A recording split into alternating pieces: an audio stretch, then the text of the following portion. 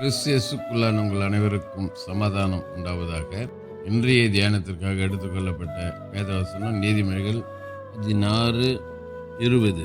விவேகத்துடன் காரியத்தை நடப்பிக்கிறவன் நன்மை பெறுவான், கர்த்தரை நம்புகிறவன் பாக்கியவான்.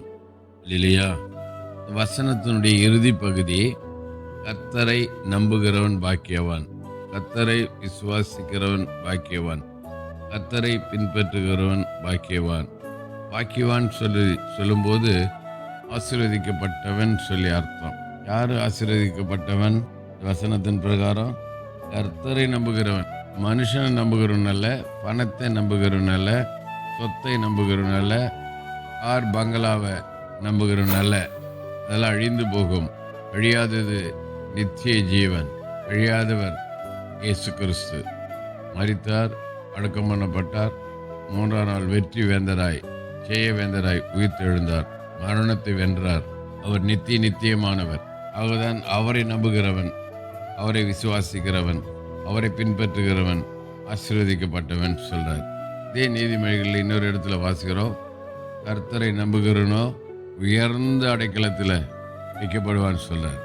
உயர்ந்த அடைக்கலம், சாதாரணமான அடைக்கலம் அல்ல, உயர்ந்த அடைக்கலம், உன்னதமான அடைக்கலம், பெரிய பாதுகாப்பு.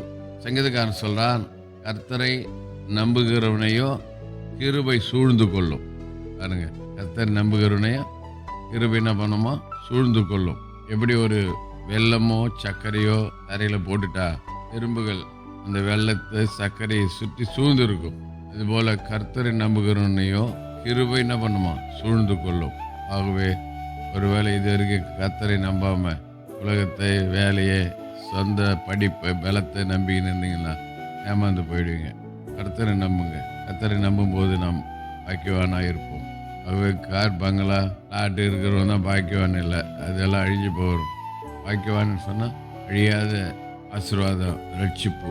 இந்த ரட்சிக்கப்பட்டவன் தான் பாக்கியவான். ஆகவே ஒருவேளை இது வரைக்கும் எதிர்மறையாக நாம் நம்பியிருந்தால் மாற்றுவோம், கர்த்தரை நம்புவோம், ஆசீர்வாதத்தை சுதந்திரித்து கொள்ளுவோம்.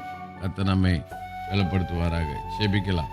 நேசுக்கு நல்ல தாப்பனே, நல்ல கொடுத்த நல்ல வார்த்தைக்கு நன்றி. உண்மை நம்புகிறவனோ பாக்கியவான்னு சொன்னீங்களே, ஆகவே நாங்கள் உண்மை நம்பி ஒரு நாளும் அடிச்சூட்டில் வாழ, பின்பற்றி வாழ உதேசி இயேசுவின் நாமத்தில் பிதாவே, ஆமென். நம்முடைய கர்த்தரும் ரட்சிகரும் ஆகிய இயேசு கிறிஸ்துவின் கிருபையிலும் அவரை அறிகிற அறிவில் வளருங்கள். அவருக்கு இப்பொழுதும் என்னென்றைக்கு மகிமை உண்டாவதாக. நம்முடைய கர்த்தராக இயேசு கிறிஸ்துவின் கிருபை உங்கள் அனைவரோடு கூட இருப்பதாக. ஆமென், ஆமென், ஆமென்.